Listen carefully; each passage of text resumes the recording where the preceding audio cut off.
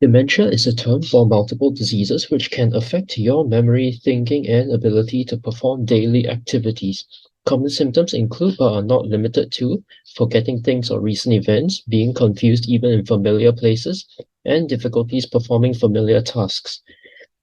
Alzheimer's disease is currently the most common form of dementia and may contribute to 60 to 80% of cases. Unfortunately, there is currently no cure for it. However, research has found ways to slow down the cognitive and functional decline associated with Alzheimer's disease by targeting beta amyloid proteins in the brain.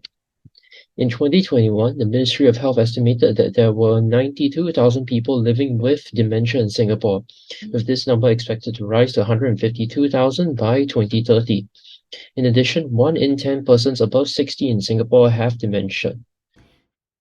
A caregiver is one who provides ongoing assistance with instrumental activities of daily living to an individual with a chronic illness or disability.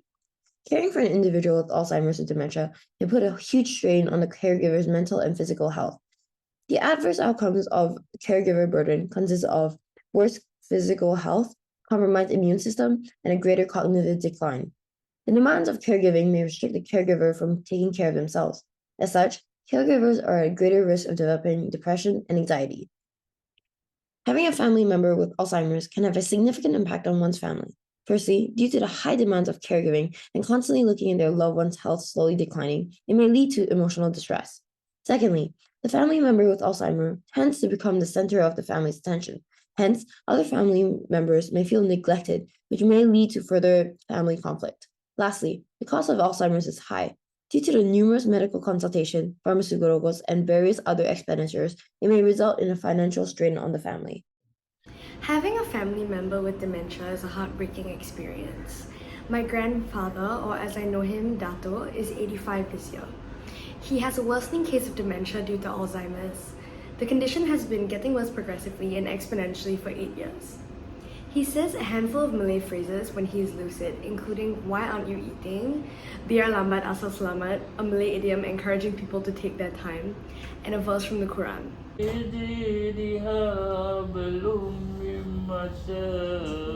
Yay!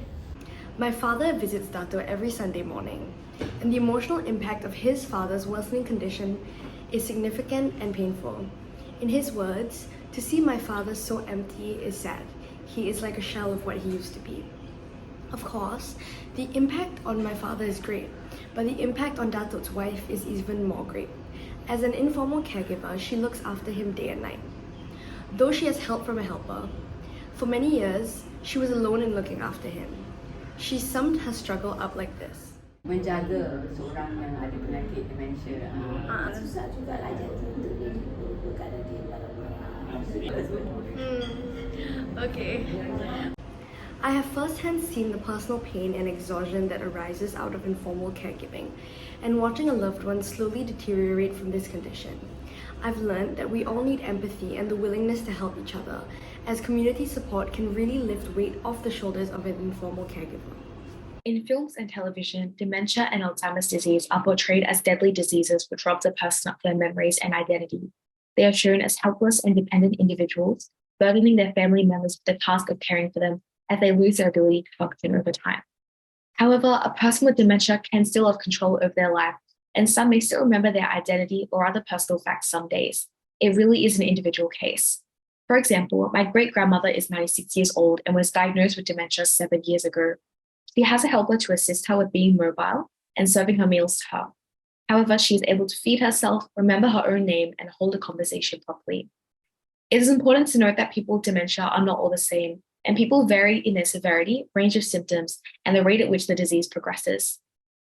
To wrap up this section, I would like to emphasize that despite how the media has portrayed stereotypes of dementia and Alzheimer's disease to be diseases making a person less human and able to function normally, we must understand that all patients have their own individual cases, as we have seen today with the case of my great-grandmother, as well as Maya's grandfather. Some patients may require more care and support than others, and there is no one-size-fits-all patient profile. We have to continue to be understanding and have empathy for others. Thank you.